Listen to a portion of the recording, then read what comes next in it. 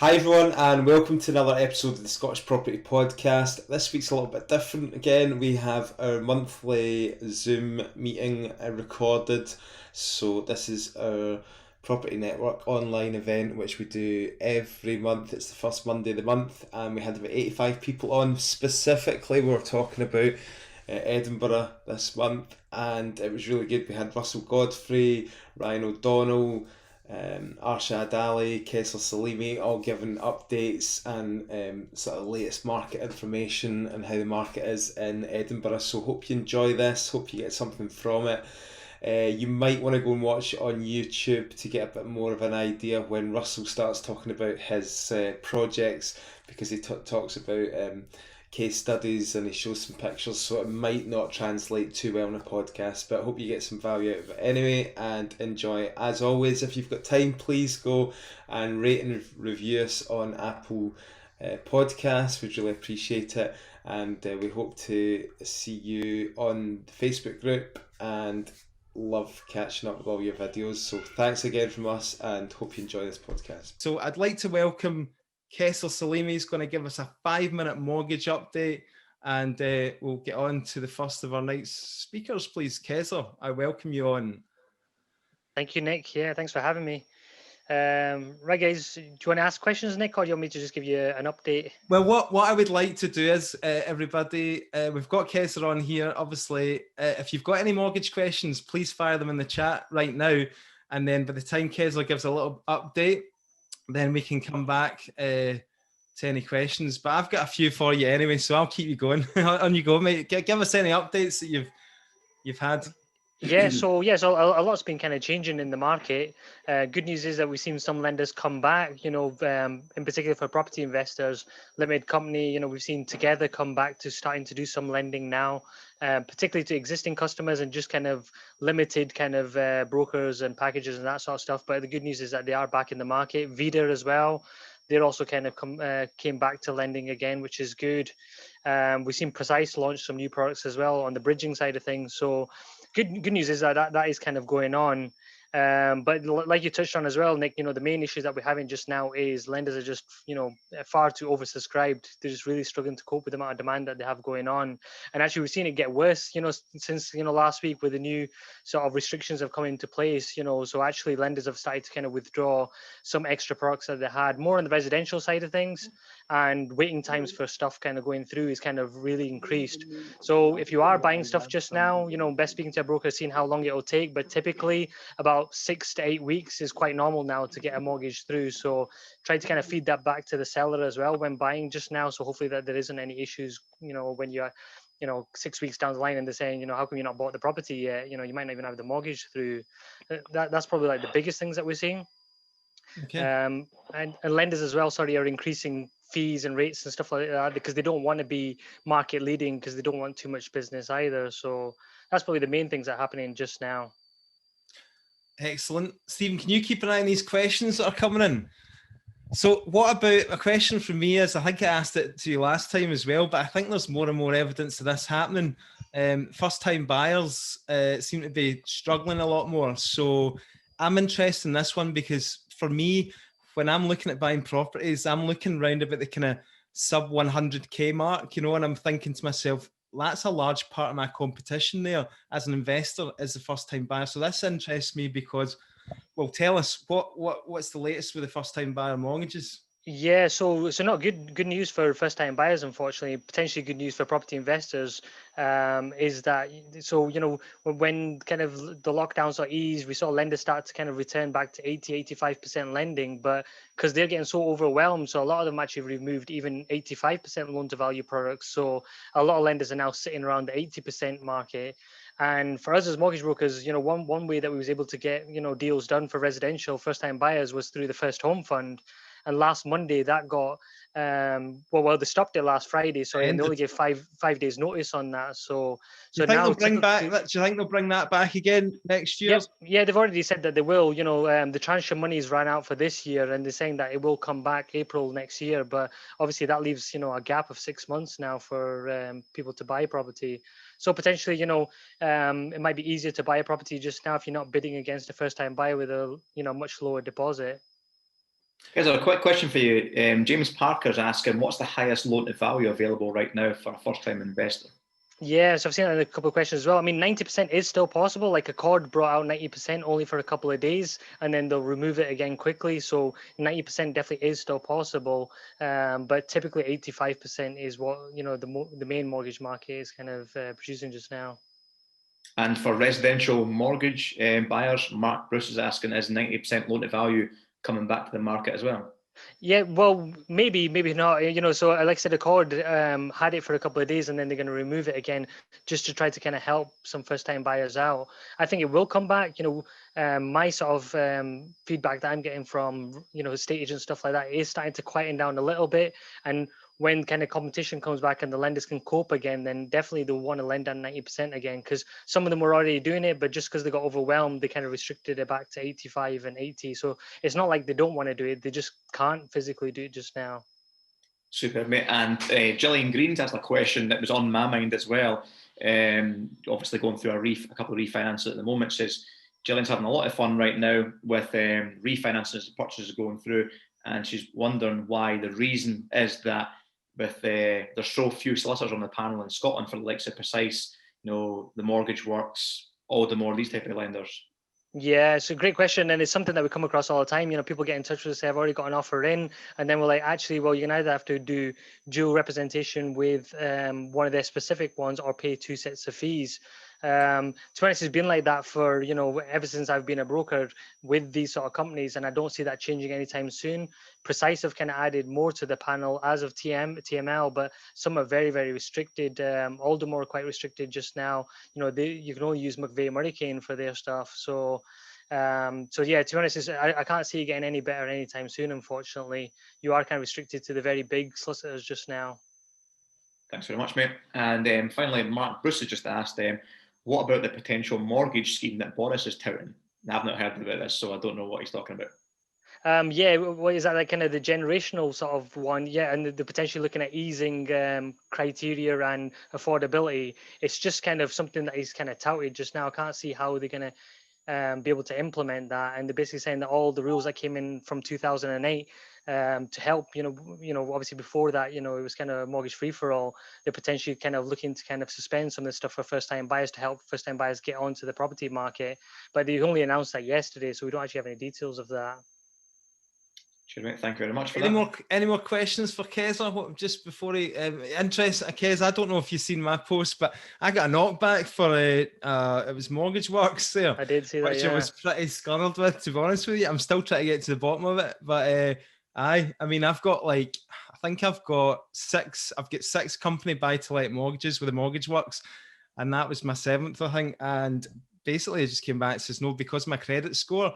And that's going to lead us on to what Arshad's going to give us a bit of talk chat about credit score and how important that is in the kind of second chat here. But my broker basically said, he looked at my credit report and he said that it was because of an electricity bill that I hadn't paid back in 2019. And I was like, how can that be? It was like 90 quid or something like that. And I'd cleared it off as well. So are they just looking for any little thing just to kind of knock people back because they've got so many applicants? Yeah, I mean, that's pretty unfortunate. I did see a post about that. So TMW, to fair, are quite sort of lenient when it comes to credit score compared to some of the kind of the high street lenders, in particular in personal names. So that's quite unfortunate that happened. But, the more specialist lenders, like we're talking about Precise, TML, Aldermore, all these sort of people, they credit search but don't credit score. So they don't necessarily look at kind of what number you're scoring. They just want to look at your credit profile. And a lot of them, TML in particular, will ignore sort of utility defaults because it happens, or Virgin, Sky, that sort of stuff. You move house, forget to tell them, and they can easily kind of slap on a late payment or a default, that sort of stuff. So yeah, it's probably one that's going to hit your file for, unfortunately, potentially up to at least sort of 2 years when it kind of drops to the 3-year point, and but be there for 6 years. It's really tough, and it's really unfortunate with these sort of things. I'll need to find out how to do more joint ventures and a bit of private equity raising. So I'll need to be speaking to Stephen Clark about that one.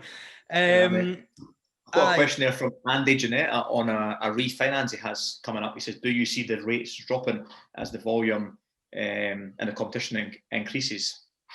Definitely, yeah. So I mean, we've seen rates increase due to the volume. Personally, that's kind of my feeling. So definitely, as it quietens down, we should kind of see the rates and arrangement fees and stuff like that drop back. Drop back. Rates aren't too bad actually. It's more kind of the arrangement fees and stuff are quite high just now. But definitely, as competition kind of increases, we'll definitely see the rates drop. Superb, Kessar. Thank you very much, mate. No problem. Kessar, would you leave your details in the chat, please? Everybody, go and follow Kessar because he releases really good videos, like educational videos for anybody who's looking to get a mortgage and investors who are looking for buy-to-let finance as well. So go and check him out. And we will let you get, but listen, mate, if you want to shoot off, feel free because I know you're on holiday. We really appreciate your time. So go enjoy your time with the family, all right? I will do. All right, guys.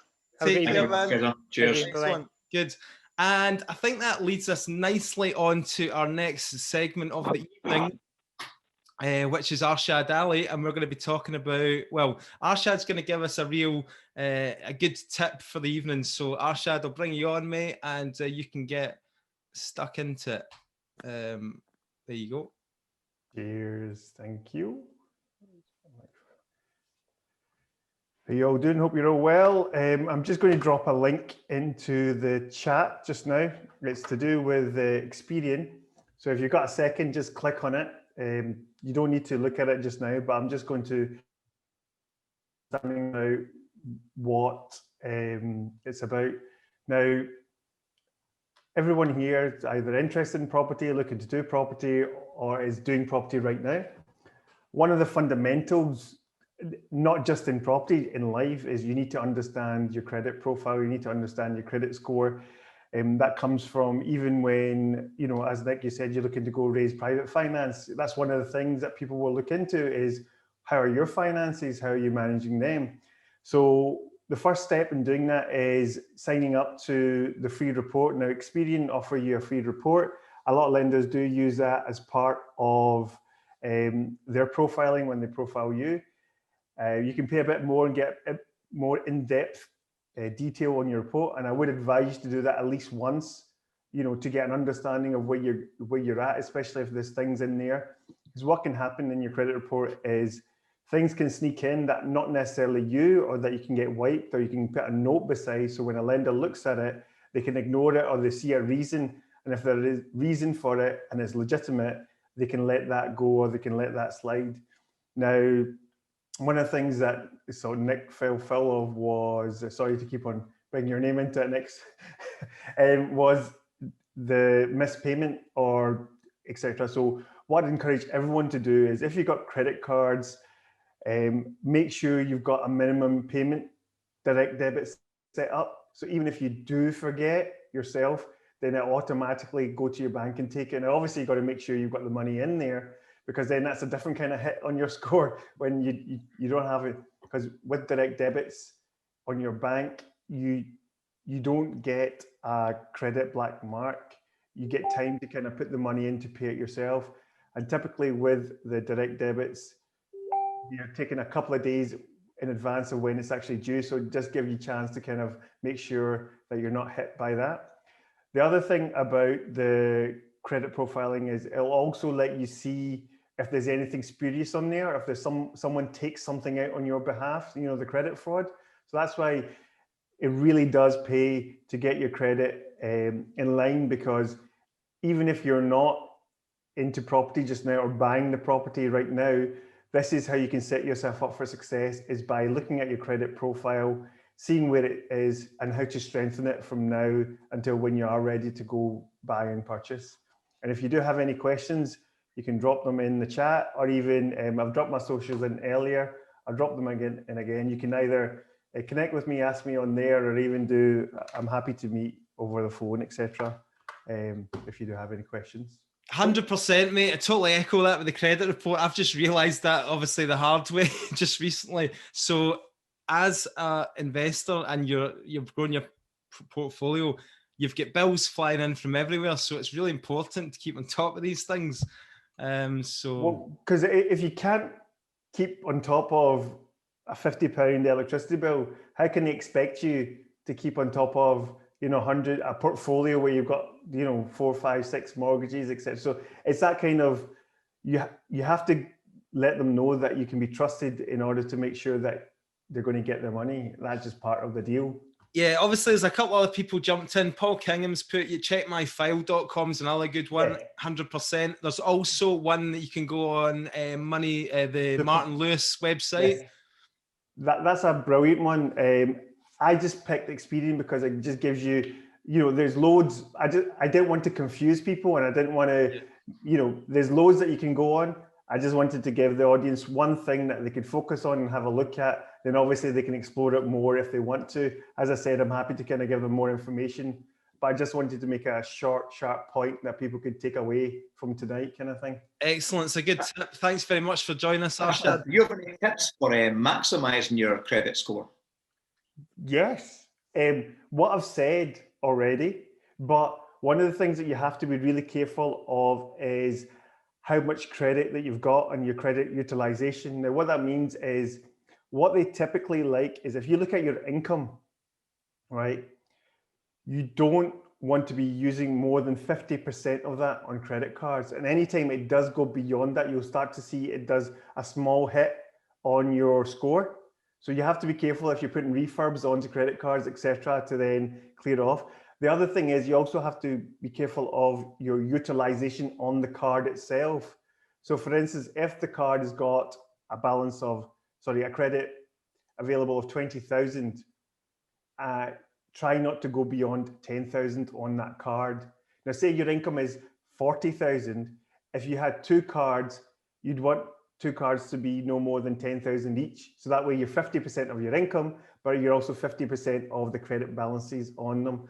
The other thing is to don't take out lots of credit cards, space them out, because every time you take out credit, for instance, mortgages, credit cards, etc., it hits your credit file, especially if you're not using them.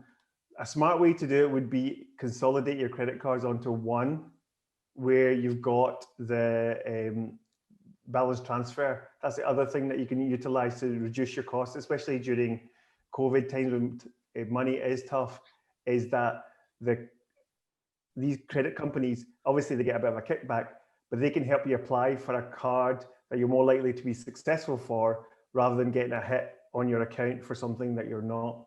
I think that's the tricky thing about being property investors. You're constantly getting a credit footprint on your credit score, whether you're applying for a mortgage or a refinance. It's quite difficult to keep it down. It seems to kind of go up and down quite a lot. Yeah, and that is actually one of the things they look at and look for, is because there's about 4 or 5 different categories. You've got poor, fair, average, good, excellent. And and one reason why I did pick Experian is they're really good at helping you and coaching you in the way to get it to excellent with regards to, they'll tell you, for instance, for me, they told me that I've had a recent mortgage taken out. So that's why my credit went from 999 to 972. So I understand that was just a matter of time before I creep back up. But if I say, for instance, if I was using too much of my credit card balance, it would also inform me, so I'd know, okay, right, I need to reduce that down or make a bigger payment this month, and that's the agreement that you've got with the mortgage companies. They want to see that you're on top of it, because if you're not, they just won't give you money. Excellent. Thanks very much, Arshad. Paul King said that obviously electoral roll, get yourself an electoral roll, very valid point. And recently I've experienced as well, if you change address, if you move house, you need to make sure that you update that with the kind of local authority or the electoral roll as well. So that is really important if you're moving house. Thanks very much, Arshad. By the way, I need to put my sunglasses on next time for your screen because that is bright, that colour. Good man. Catch you later. Right. Okay. So we've already gone 35 minutes and we've not even touched on Edinburgh. So I think we better get on to talking about all things Edinburgh. And we're going to bring on Ryan to talk about Edinburgh. Ryan, are you there? Hi, Nick. Yeah, very loud and clear. Good man. So your internet connection's a little bit dodgy, but we're going to try and persevere with it, Ryan. And hopefully we can hear all the stuff that you've got to tell us, because you're a little bit jumpy, but hopefully it'll be cool. So welcome, Ryan. Thanks very much for coming on. Tell us. Thanks for having me. Excellent. Tell us a little bit. Firstly, I was interested in how you've adapted over there after the introduction of the PRT. So we've just changed, for anybody that doesn't know, for the letting side of things, and the leases have changed from short assured tenancy agreements to PRT, private residential tenancy, from December 2017 that came in. So it's been 3 years now, Ryan. How has Edinburgh adapted? Because tell us a little bit about the traditional model there. Yeah. For me, it was a big slap in the back as a well done, because I've stayed away from the markets that would really be influenced. The student market in Edinburgh generally runs from September to July on a fixed notice period. In each July, the students would go home and then we would re-let the properties for the fringe at a premium. Changes to PRT, meaning we're now no longer allowed to end tenancies in July. Tenancies are now ending in February, March, April, when the academic year ends, which is leaving the real risk of long void periods, I mean, April through to August potentially. So the student market for me just isn't where I'd put my money. So traditionally, the landlords would tie the student market in for 12 months, right? And this is the problem everywhere. Obviously, it's the problem in Glasgow as well. No? No, 11 months, because we take the premium from Edinburgh Fringe through the month of August. Ah, right. So that was the kind of model for Edinburgh. Because of the festival, they would maximise on this. Was it only a month, yeah, just to get the festival goers in? Yeah. Big cream to get made from the American tourists. Right, okay. But obviously, like now with the PRT, tenants can hand in notice with 28 days at any point. So this is what you're saying. So how have landlords kind of adapted to that? Do you know? I mean, what have they been doing? A lot of properties have moved to the Airbnb market, which again has its own positives. I mean, that there is good cash to be made from it. I know a lot of people that have done it. But on the other hand, I know a lot of people who are not making money. They're sitting with vacant properties, or that they're washing their face with the income that they're getting, which isn't a living if you're only washing your face. Okay. So talk to me a little bit about, like, if I was an investor, landlord, right, and I wanted to get a good rental property in Edinburgh and I wanted good cash flow. I mean, I don't know Edinburgh, so where would you kind of give us a couple of locations where you'd be looking to kind of advise landlords that they buy? The key here is the city lets. They generally let out a report, and that's due at the end of this week, starting next week. So the figures will be fresh then. In the meantime, I've drawn off what I can. From the general market, the hot points would be over, say, 5.5%, which is the Waterfront EH5, Marchmont EH9, EH14 Curry, all in the one bed market. And 3-bed market in EH8, which is the Old Town, which returns, say, 6%. But surprisingly, the 3-bed at Toll Cross is only 3.5% return rate, which I wouldn't bother. 3.5%. Okay, so you're talking about a 5%, like roughly, for a kind of decent. Would that be considered a decent yield then? Not for me. This is average money in the average market by the average man, right. And I'm neither of them. For me, I'm really strong just now on the LHA rates, with a strong focus to the LHA rate 4-bed for Edinburgh, which covers Edinburgh, Mid Lothian, and East Lothian. Now the rate is £1,690, £1,700. Wow! But you can buy a 4-bed property, which would suit an LHA tenant for ballpark 150, which would return 13.5% yield. 150,000 for a 4-bedroom flat. What area would that be in? I don't care. Anywhere.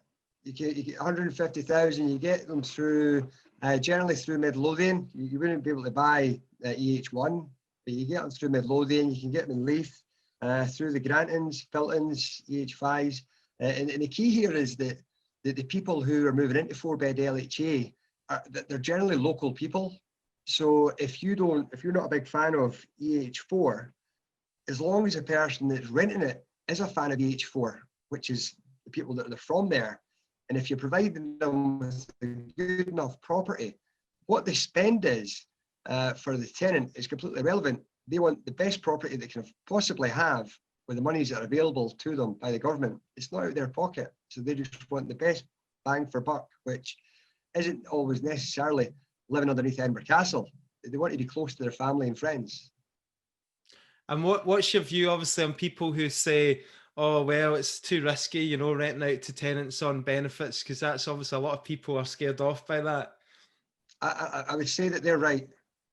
And the reason that they're right is because they're not buying the 4-bedroom properties to allow me to put my tenants into them. I'm not a big fan of the competition. If people don't want to take on the benefit tenants, the people that are on LHA, the people that need a bit of support, I'm happy for them to go and invest in EH3 at 3.5%.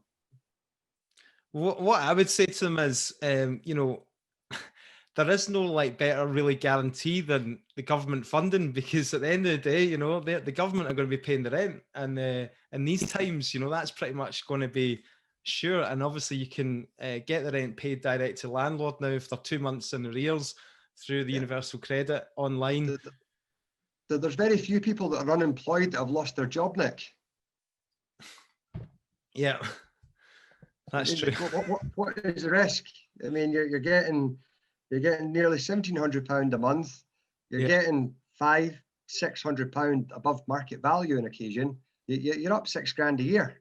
If a carpet gets ruined, it's completely irrelevant.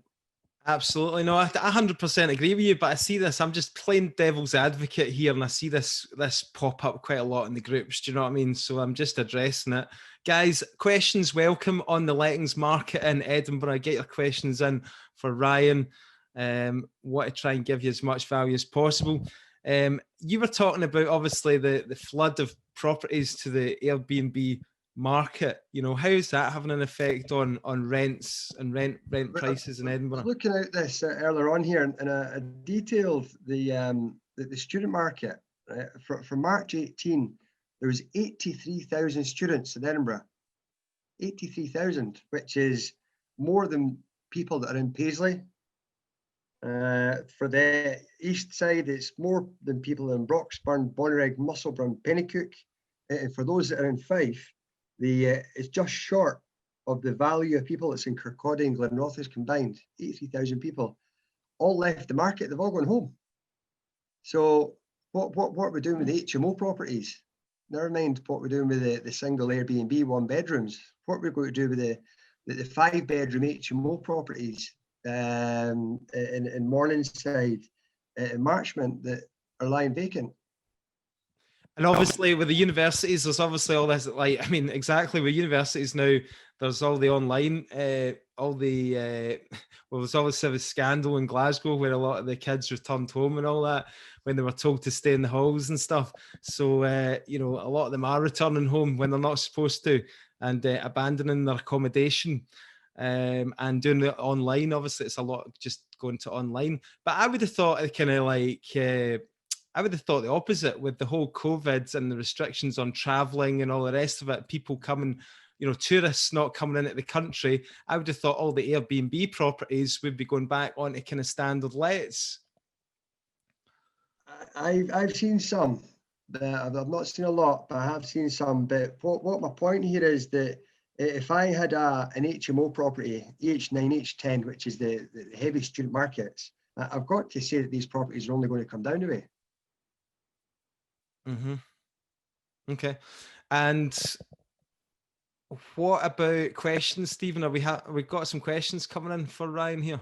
Yeah, we do. Niven's asked if there's any issues getting mortgages on these properties with tenants on LHA. Where's Kessar? They done well earlier on. That's a question for Kessar, but ordinarily, no. Have you had any experience in that at all? I've never seen anyone have a problem. Mm-hmm. I think that there's certain lenders that they do have an issue, but I think there's plenty of lenders out there that accept. I've got a number of properties on, you know, LHA or benefit tenants, and you know, you are supposed to disclose to the mortgage company that they are. Like, it's the same kind of rule with the Airbnb, isn't it? How many people that are doing Airbnb actually disclose it to their mortgage lenders? Do you know what I mean? You know, I'm just putting it out there. I'm not saying you should do it. obviously Paul follow the Kingham's rules. asking a question here, Ryan, on some of the areas in Edinburgh that used to be known quite as rough areas, like Sighthill, Muirhouse, Granton, Niddry, areas like that. Are they still good for your LHA? It's difficult here. I mean, the question is, would I like to go for a pint in the roughest bar in Edinburgh? Probably not. But in these places, you're getting real people. That's the areas that they're from. That's the areas that they want to remain in and stay in. If you can get the property, the right property, at the right price, it's going to produce a good yield. So yeah, I'm all for it. I'm all for it. And cheers for that, Ryan. I've got a really good question from Susan, actually, who asked if the LHA is £600 above market value rent, how are you managing to find tenants them? Could you advertise them on Rightmove, seeing that they're so much more above market value? I find, I mean, I advertise generally across Letting Web, Zooplas and such like, but I find a lot of success on Facebook. Facebook Marketplace has been really, really good for me. Right, interesting. And is there any like I've heard with the LHA rates and that going up, I've heard that sometimes they're not always eligible to the full rate. I mean, I've only got a few, like I've maybe got about a dozen, and a lot of the time is they just seem to top it up from their other benefits. But have you ever had problems with that they're not actually entitled to the full rate? I guess it all depends on circumstances and all that. Everybody's different. I always find it part of the application process that someone can demonstrate what they're entitled to. I mean, that entitlement can always change as children get older and children move on. Number of rooms you're entitled to and all that. Yeah, but as long as it's part of the application process, you've done the credit check, reference check, and you've talked through it, you don't necessarily need a 999 credit report from someone on LHA. But if they've explained and discussed it with you and they're open, it's all about the person and whether or not you know, like and trust the person. Do I want to work with the person as an agent?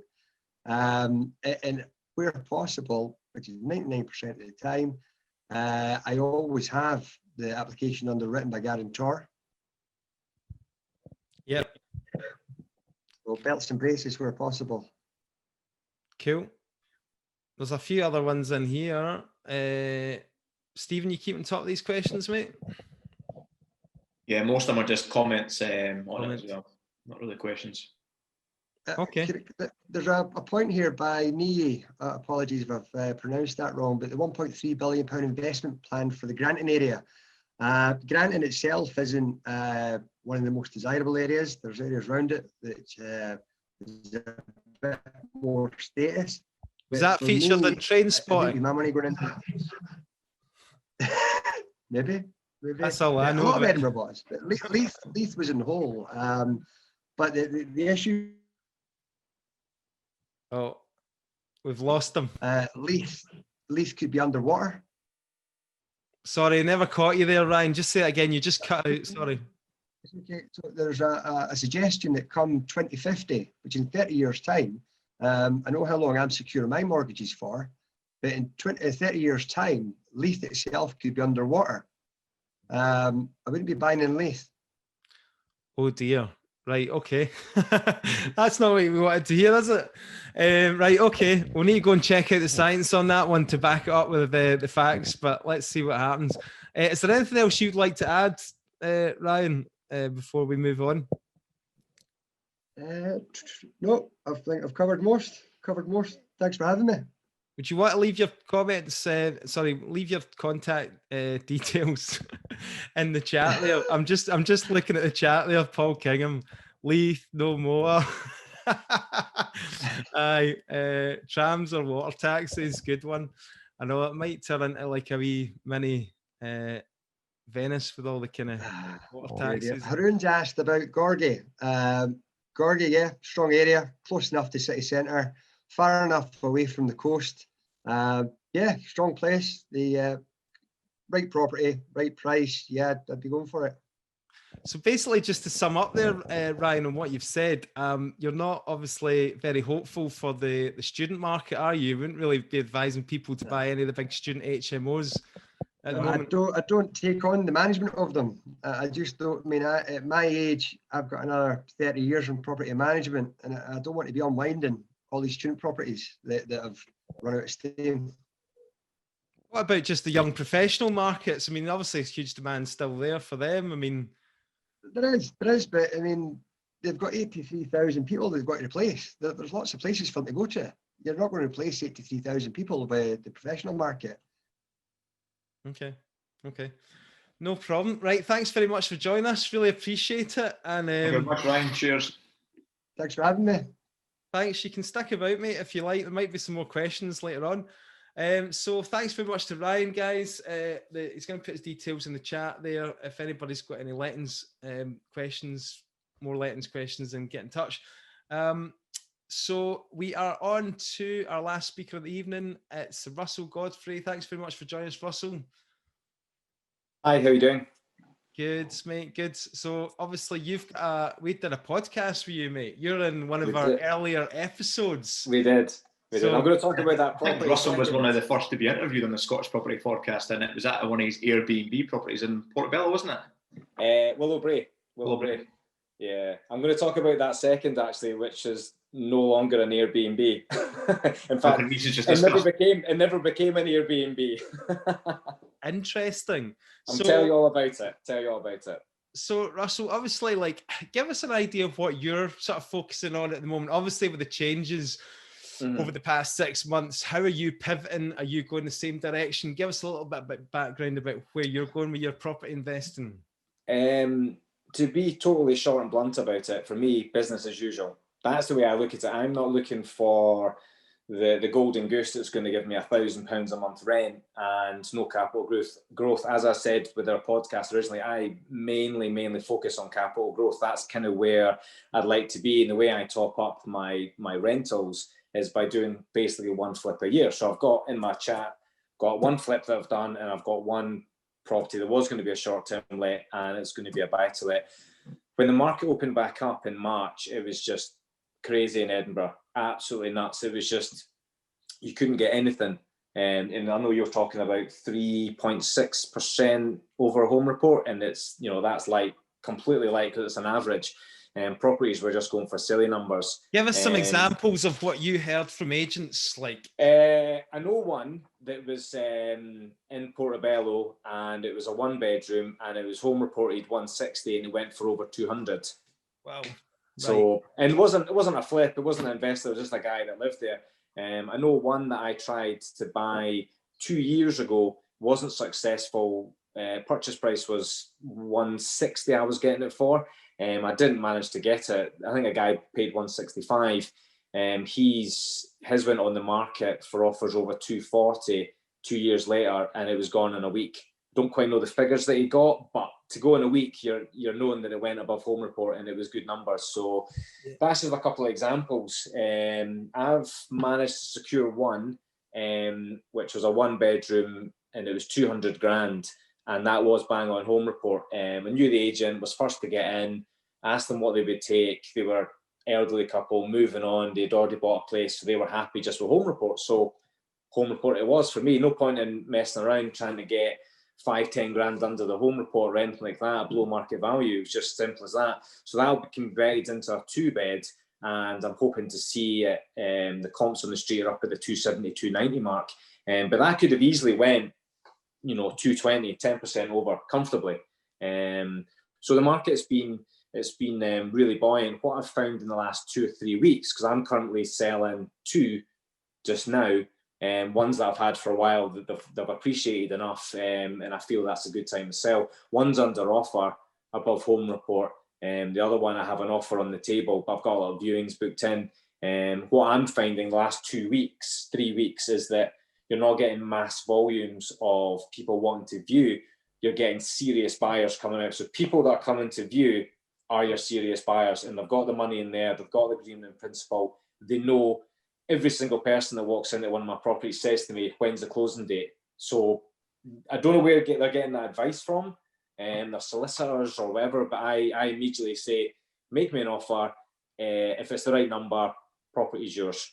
Simple as that. People are just like they're just expecting things to go to closing date now. People are 100%. The last 2 I've sold, first question, love the property, and then when's the closing date?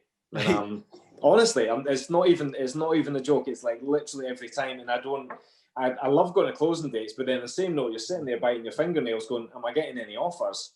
And then sometimes you get one. You know, the other thing that I've heard as well is that I've heard this from a few agents, that there's quite a few numbers of properties now falling through because people are bidding 40, 50k over the home report values. Then a lot of people are realizing that actually, wait a minute, they need to find that money themselves. Yeah. The lender's not going to lend it to them. Yeah, no, you're absolutely right. The out of the two that I'm selling, one has just come back onto the market because they said to me, you know, this couple owns, you know, they had the money to buy it cash, but they said to me they wanted to get a buy-to-let mortgage, but it got refused. And it wasn't silly 50 grand over, but the questions I asked my solicitor is, do they have an agreement in principle, and do they have the cash to back it up before I even accept the offer? And that, unfortunately, was the first one ever to come back on, but I've got 5 people lined up within a day or two to view it. So it's going to happen at some point. But no, you're absolutely right. When I get a silly number, I'm always really concerned, will it actually exchange? And so far it has, and then that's my first one that's come back on. And it sold, 2.5 months ago in summer, in the peak, and now I'm in a lesser buoyant market, but the people that are coming out are serious buyers, which is good. Okay, so that's your selling a couple. What about on your buying front? Have you been just kind of sitting on your cash, or you said business as usual? Have you had any offers in? Yeah, as I said to you, I've bought one. I bought a 1-bedroom with my brother. It was a joint venture with him, which is a 1-bedroom, 200 grand, which was bang on home report. Needs the kind of standard, 20, 25 grand rental, and it'll be valued up 270 to 290 at the other end. I got that about 3-4 weeks ago, under offer. First people in, first to view it on a Sunday. So no, I'm not putting all my money into property. I think it's important that with what's going on with COVID, you've got a minimum of 6 months money just sitting there, minimum, plus your rentals coming in. So for me, business as usual. We've looked at a couple others, we've offered on a couple others, but people are still expecting big numbers over the home report, and if it doesn't make sense for me financially, I just walk away. Yeah, I know you're saying business as usual and all the rest of it, and obviously myself and Stephen have this discussion a lot of times on the podcast, and people that are coming on saying no deal, there's no deals to be had and all the rest of it, and then you see other people like there's a lot of kind of training people and gurus saying don't pay attention to the news is just all negative, just block that out. And I just feel, wait a minute here, right? You need to be educating yourself with news. I mean, this stuff is real. This stuff is happening. Cineworld just temporarily closed all their cinemas, risking 5,000 jobs basically away. Do you know what I mean? This shit is real. So for people to turn around and say, don't pay attention to the news, I just think you need to be clued up about these things. It's going to have an impact. Do you know what I mean? Definitely. I think if you're going out for your first property venture, and you've got your money, your brother's money, your dad's money, and you're risking everything, my advice would be don't do it just now. 100% don't do it. If you're experienced and you're maybe doing a joint venture with somebody and you can afford to sit tight on that property for a little bit longer, or change strategies, then that's fine. But no, definitely not. Definitely don't chuck all your money on because you've lost your job, or you took a 50 grand bounce back loan, and you're then in turn going to use that money to buy your first property, and it's going to be the best one on the street, and you're going to make loads of money. That might happen, but as you'll see from a couple of my case studies, one turned out really, really well, but I had to change strategies, and the other one turned out pretty good, not brilliant, but I had to change strategies again. And there's no point in sharing your best properties of all time. You need to share what the nitty gritty is. I know Stephen does a course, gets loads of really good value from that, and I know all 4 of us, or 5 of us, are happy to offer any advice. I met a couple of guys for a coffee the last couple of weeks, and their pals were investing down south, and they only buy properties at 40 grand, and they spend 8 grand on a reno and blah, blah, blah. I said, that's fine. If that's what they want to do, that's their strategy, and it works for them, go for it. It's not for me. I'm not interested in that. But you've got to find what works for you and what you want to do. But yeah, no, definitely be cautious. Definitely be cautious. But I'm investing with my brother on this one. So you're half the risk, half the profit, half the risk. Cool. Do you want to go on to some of your? Are you going to give us a few case studies then? Like this is everybody. This is kind of real life case studies that obviously Russell's been doing through in Edinburgh. And if you're interested in Russell's story, his backstory, and his journey, then go and obviously check out the episode of the Scottish Property Podcast that we did an interview with him. But yeah, let's have a look at what you've got here. Brilliant. Can you see that as a? Yep. Do you see the picture? Yeah, perfect. Yep. So this was meant to be a buy to let. So bought a wee 1-bedroom in Portabello. As soon as you walk in, absolute stench of damp. So inevitably it was going to be lots and lots of problems. And I knew that. I've done a few properties with damp. It wasn't really going to be an issue. So basically, I'll take you through the pictures to kind of show you what it looked like. I can't see the bottom pictures, Russell. So to be honest, I can't see the bottom picture. Just coming up. I think it's just taking a wee bit longer. Oh yeah, cool. No worries. Hang on a sec. I think it's just the connection. Okay. Can you see that? It's not changed yet, but I think, like you said, I can't see it. Can you guys? I can see the 1-bedroom Portabello flip slide with the exterior picture. Yeah, I'll give it a second, see if it tries to update. Okay, I'll talk you through the numbers, a little bit about the background of this one. So this came on the market, 1-bedroom, 44 square meters, home report 105 grand. I was first in with about another 5 or 6 people. As soon as you walked in, stench of damp. Knew there was going to be a lot of work. So I offered 105 that night on purple bricks they were using. So straight to the vendor, they accepted, happy days. Got a mortgage with Leeds Building Society, a buy-to-let one, and all said and done. So 25% deposit, 4 grand ADS. Renovation costs I had thought would be about 10 grand. I end up spending 17. So straight away, your expectations of all this profit are slightly dampened by the kind of the problems with it. So finished the project, got it valued at 136,000, and that was just a desktop valuation. So it worked out that instead of buying this property and getting all my money back out of it, I was leaving in about 27 grand. Bearing in mind the property next door sold for 160. So I knew that was light, but I couldn't get it valued for about 2 months. So I thought, well, do I want to get it valued light, or do I want to just decide, listen, that doesn't work for me. I'll pay the early redemption fees, but I'm not willing to leave in that money. So got it on the market. Home reported 165, so 30 grand more than their kind of down valuation. And bearing in mind they were 70% loan to value with the refinance. And I got an offer within about a week or so, which was well in excess of home report. So basically, and the good thing about this is I can then port that mortgage onto another little 1-bedroom, which I've already found and negotiating with. So I have the finance there ready once it sells to move on to the next one. So it started as a buy-to-let, 10 grand rental, ended up being, closer to 20 grand rental because there was just problem after problem after problem after problem, which you'll see in the photographs, which I'll try to share them again. You see that again? It's just going to load up in a second, I think. It's just going to take a second, mate. Yeah, hopefully you'll see it, because it wasn't horrendous. It was dated, but if not, I can always share it afterwards. Yeah, we can. My good lady's going to come in and jump and do a little. No worries. Sorry?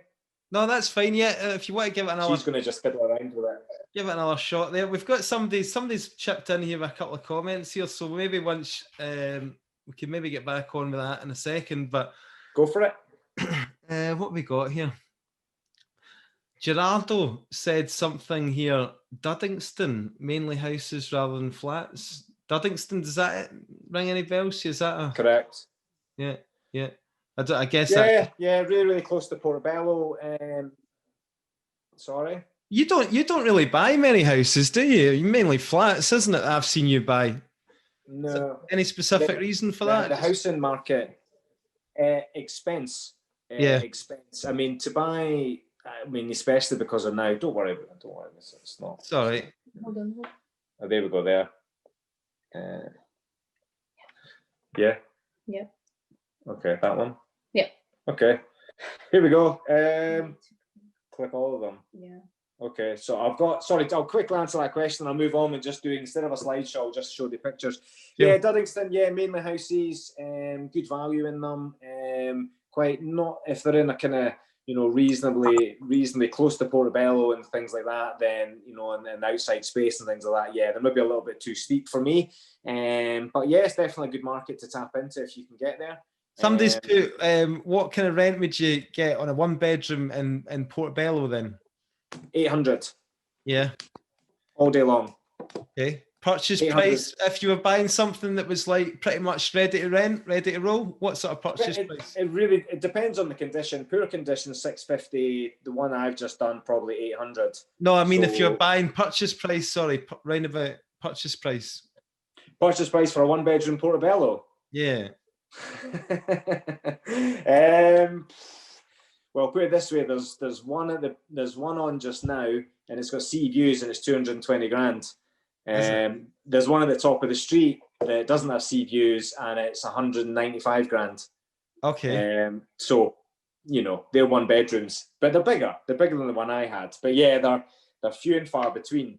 Portabello I bought 3 years ago. It's seen its growth. Now it's expensive. So it's difficult to get in there.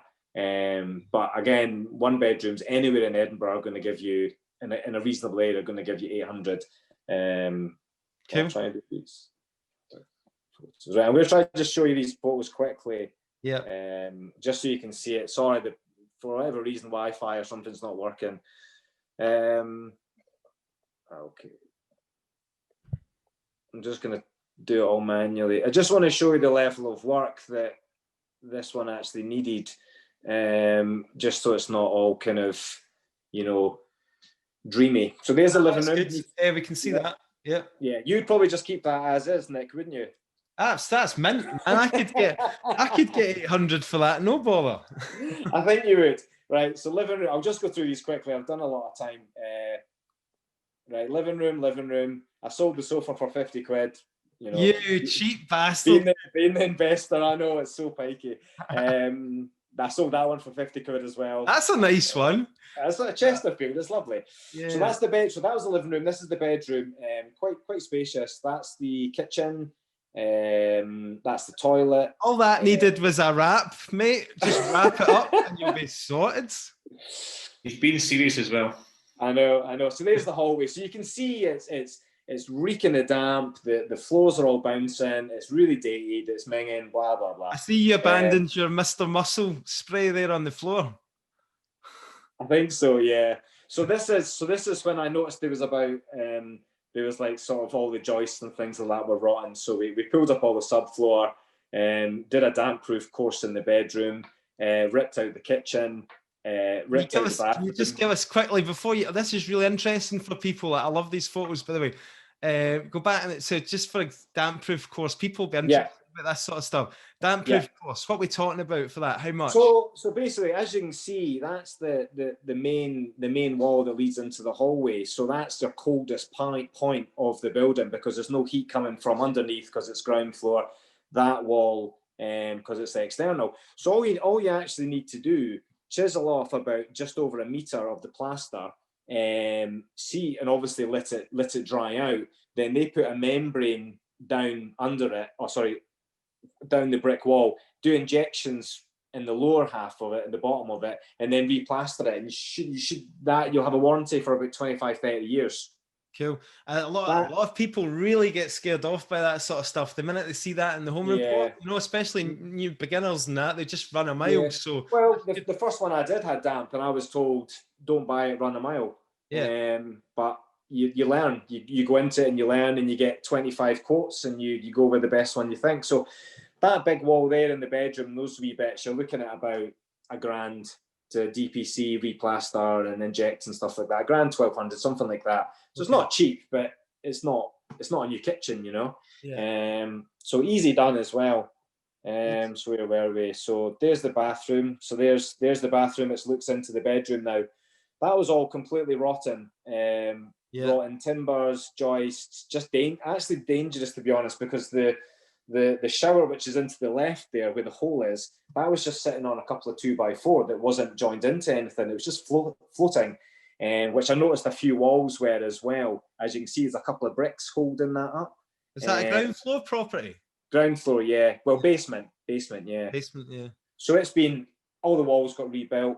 So there you can see there's a post which is joined into the centre of the living room. But because there's so much moisture in the earth, it just rises up and rots it. So that you need to DPC your joist, which is a damp-proof course on the end of your joist wherever they touch any sort of bricks or earth or anything like that. So, and then ta-da, overnight. Wow, that's beautiful. Well done. Right, amazing. So just skim over the figures again quickly, just top line figures, just to remind us. Yeah, so purchase price, well, home report 105, purchase price 100, ADS 4 grand, renovation 17, selling fees 3.5, staging about 500 quid, totaled about 25 grand, probably offers in excess of 165. So you're looking at 40, 50, 60 grand pre-tax profit. Okay. In space of about, probably took me, I didn't start it because I had other projects on the way. So it probably took me, work was about 3 months. But obviously, by the time you buy it and you get it and then you renovate it and you sell it, it takes best part of 6 months-ish. Nice one. So that's the living room. Did you get your mum in to stage that as well? I did get my mum in to stage it, yes. Mrs. Godfrey, she does a great job at the staging. Yeah, so that's the living room. There's the bedroom now. And there's things you can keep. You can keep a few doors and paint them and make them look a bit better. There's the kitchen. There's the bathroom. Sorry, the pictures aren't that great, but be a bit better picture there.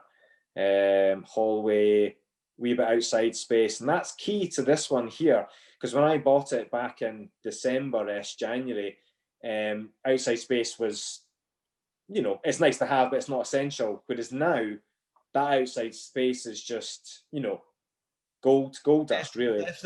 Definite selling point there. Definite 100%. Yeah. So that's the one of the ones that really worked out. But as I said, when Leeds revalued it, it was make a pre-tax profit of 50 grand or leave in about 27 grand. For me as an investor, it's a no-brainer. I'll take the early redemption fee. I'll swallow that. I'll pay that fee to not have to leave in 20, 30 grand. And then obviously I can try port that mortgage onto another property in 6 months. And I do have another small 1-bedroom lined up that I'm looking to get once the tenant moves out in 6 months, like you were talking about earlier. So that one worked out really well. But it was an absolute headache with loads of compliments flying in here. Loads of congratulations. So lovely job, mate. Have you got one more to show us? I do. I'll try and do the. So before Russell goes on to the second one, guys, get your questions lined up because we're going to stay on air till about 9:30. It's now 9:15. Get your questions lined up. You've got all 5 of us here. If you want any of your problems answered, any of your property related questions, please fire them into us and then we'll get around to them in about 10 minutes time. Russell, fire on. So this is the one that you guys were in. So back then when we were doing a wee live podcast and stuff like that, I was this is the one that my brother and I own, and this was going to be a short-term let, main door flat, kind of like went along with all the kind of like the new legislation that was coming in. So this has got an interesting one because you'll see in the photographs it's a 2-bedroom, but they're 2 single bedrooms. Now I got this 40 grand below the home report, and then that's not me touting saying I got it 40 grand below market value. I didn't think the home report was correct. So the market value. When was this? So I bought this. Oh, when did I buy this? Last November, I think it was, and the tenants moved in January. Okay. Roughly, but it was the end of last year, because you Right. guys came out. I can't remember the dates exactly. So it was the end of last year. Yeah. So you guys saw it when it was finished. So just to run some numbers, it was a 2-bedroom, which you'll see in the photographs are really, really small bedrooms. So the home report was 225, purchase price 185, ADS 7.5 grand, renovation was about 18 grand. My mum charged a bit more for staging, it was about 2 grand. So I'm in this for about 73,650. I've just had it revalued, and it's been valued at 270. So I'm looking to get back out about 63 grand and a half. So I'm leaving in about 10 grand, which I'll get back over the next kind of like 18 months. They were talking about yields earlier. This one's only yielding us about 6%. So from an investor point of view, a lot of people might not like that 6%. But for me, I'm more interested in the capital growth, and the reason it's only yielding 6% was the lender that we got at the time, the percentage wasn't particularly that great. But we went ahead with it because I knew there was money in it. But as we were talking about credit file, my credit file had taken a dip because we had bought a couple that year already. So it drops about 30 points per property you buy. So we bought 2, dropped 60 points. So I didn't really want to go for the credit thing. So here we go here. So this is the one you guys were in, Willow Bray. This was it before. This is me kind of starting to rip it out. And this is the living room. This is my mate stripping the wall. So this was their kitchen. That's the kitchen. That's a bedroom. So you can see how narrow that is. And they're saying it's a 2 double bedroom. Right. I mean, barely. That's another double bedroom. It's not a single bedroom. Yeah. That's their wet room. And this is it done. So there's your hallway. Oh yeah, that brings back memories now, mate. I remember it now. It does. You just thought you were coming to like an absolute, mid-stage tear out. So what we did was we moved the kitchen into the living room. We ran all the kind of ventilation under the floor and out that way so not have silly pipework in the ceiling and get rid of all that beautiful cornice. There's a living room, beautiful fireplace. So that's the kitchen, which is now the master bedroom. And you see we've put in an ensuite and used the coal cupboard as a wardrobe. So utilising the space. So little ensuite. That's the bedroom. So in order for us to get a double bed, we've put in a sliding door on the outside. So it is a really tight a double bed, but it works. And then, as I said, that's mainly an office or a kids' room. And the door does open. Then we had a box room which we made into a laundry room. So that was going to be short-term let. When we came and visited you, it was like literally, it was literally just before lockdown, or just it was just happening. So that was just starting to happen. So we were looking at, so the reason we went with the maybe not so brilliant percentage lending was because we were going to short-term let it and probably get double what we're getting in rent. It didn't happen. So the contingency was, do we sell it or do we just get on the market? We got that on the market really, really early.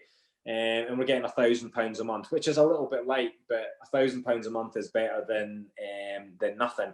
So we're making profit. It's good. We'll get most of our equity back out of it, and we'll move on to the next one. So what sort of figures do you cash flow on that? So at the moment we're getting per month we're getting about £600. Okay. Which is okay. It works out to be about 6% yield, which isn't terrible, isn't amazing. But it's the growth. It's a main door flat. It's now a 3-bedroom. It went from being home reported 225, purchase price 185 up to 270. So we're getting most of our money back out. So if I can get most of the money back out, and I'm making a couple £100, but there's still about 60 grand left in it, then that's retirement fund. That's the growth right there, and they've still got another 25 years for it to run. So yeah, totally. And who says there's not going to be more growth? In the next 12 months to 2 years, you just don't know. Nobody knows. That's the crystal ball question, isn't it? You can advise it all you want, but it's really up to your decision where you keep an eye on, where you like to invest. I'd never really invested in Willow Bray before, but I knew that Meadowbank had just went bananas the kind of year before.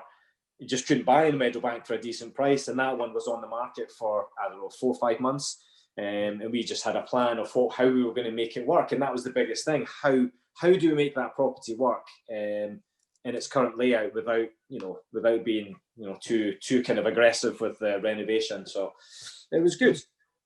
Guys, get your questions in. We're going to be wrapping up shortly in the next 5 minutes, but hugely appreciate everybody's time for coming on tonight. If there's any questions at all, we can just go around everybody, and if everybody's got a viewpoint on what the market's going to do, it's always one that comes up. Should I buy just now? I don't know what we're talking about. I put a post on the other day, and I'm no economist by any means, but when I started listening to a few kind of podcasts about the economic cycle and stuff like that, and how things are going to pan out with all this quantitative easing, all this basically printing the money that's been put out by the government, and what's going on in the States as well. It seems to me, by what I've read, that we might be experiencing like high inflation rates in the future. And obviously, from what I understand, if you've got a load of cash just sitting there in the bank and we start experiencing inflation, then that cash basically just starts dropping in value. And you much rather have that cash in assets like property, which obviously is going to keep going up with inflation, is my understanding. If anybody's got any comments on that, then stick them in. A couple of lenders have come to me and asked what's my sinking fund. What money have I got available, and what am I doing with it, etc., etc. So they want to know that you've got a plan for the next 6 months. They don't really seem to be going much more 3 to 6 months, but they are asking, what's your plan? What were you going to do with your money? Where is it going to be? So it's interesting that you say that. It's probably more a question for Arshad, to be honest. He's more switched on than me. Arshad, do you want to add any comment to basically the economic cycle and what's going to happen with all this QE, quantitative easing, and the money that's getting pumped into the economy? How's this going to affect us? How's this going to get paid back? Well, at the moment, everyone just seems to be, with all governments, they're all just kicking it into the long grass. But what that means is the sort of currency devaluation further down the line. But if you look at the world economics, what that then is adds strength to the currencies. For instance, China is out of COVID, more or less. So they're really ramping up with, I suppose, it's a takeover, because there's a lot of money they're putting into the likes of Philippines and I think Singapore, where they're backing a lot of the property development projects in there. So ultimately, they're going to be owning it by proxy. And I imagine there'll be a lot more of that going down, but that's way out there. But coming back to how it affects people here, you're right about inflation. The value of money erodes as year on year. So for instance, if you can buy something for £1 today, next year is going to cost you £1.05 if inflation is 5%. So as you say, it's better to have the money in assets that potentially appreciate, so it gives you a chance. But as we all know, appreciation and capital growth is hope money. You can't bank on it, until you realize it. So that's why your strategy has to be really strong. You need to have multiple exits in what you're doing, so that way you're not stung by, you're not just relying on that capital growth. So for instance, like Russell, if he's going to do a flip, he's going to make sure that it can rent out, so he's not left caught short. That's really the main thing that you have to do. And also the other thing is you have to be really keen with your purchases. You have to negotiate really hard at the beginning. And if the numbers don't work, don't buy it. Add in a little bit of contingency. Make sure that the top price, drop it a little bit. And if it still works, then you're good to go. So add in that risk factor as to you don't know what the economy is doing right now. And maybe like Ryan said as well, what he's kind of heavy on the LHA and the benefit tenants and stuff like that. Maybe do your rental figures based on LHA rates as well. Worst case scenario, and you need to go down that route, then that's your kind of backup. Do you know what I mean? if you can't find tenants that are ultimately what that is, it's a diversification. So not only should you have a diversification, Russell touched on this earlier, a diversification of asset class. So not all your money is in property, but also a diversification of your tenant type. So you do have your professionals, and you've also got the LHA. So there's a mix in and around there, as well as, I think Ryan touched on this, a diversification of where your properties are. So if you have them all in the one area and something hits that area, then you're going to have, so it's about spreading your risk, whatever you're doing. And as I say, I'm happy to go into more detail if people want to reach out and drop me a message or something. Stephen, what's happening with yourself? You want to share any wisdom? Arshad nailed it. That was really, really good. Tips of Arshad. I don't think I can really add much to that, and I'm pretty sure people are. You're neck deep in refurbs at the moment, mate. So you've got problems chasing tradesmen and all that, which is a constant battle for us. Basically, here, by the way, there's new excuses popping onto the. You know how you always get the excuses from the tradesmen who don't turn up. Well, now they've got a new excuse. It's obviously they've got to self-isolate. You know, they've been contacted by Track and Trace, and the girlfriend's been contacted on the app Track and Trace, and that's why they can't make it out to you. So watch out for that one coming along, guys. This is one that's definitely getting used more and more. Then you see them on another job. Exactly. On their Facebook page, aye. So I would like to thank all the guests, and I would also like to thank you, the audience, as well, for coming on and making it an interesting session. There's a few people who have said that they've taken something out of it, so that's all good. That's our main aim with this. If you can take anything away from it at all, then obviously that's great.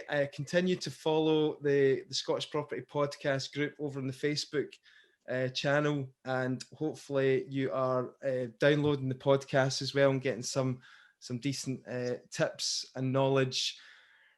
We've probably got a wee bit of time to we're probably not quite at the kind of Rob and Rob level, Stephen, but things are progressing all right. Do you know what I mean? We're quite happy with the community that we're growing, and we'll just continue putting out these podcasts.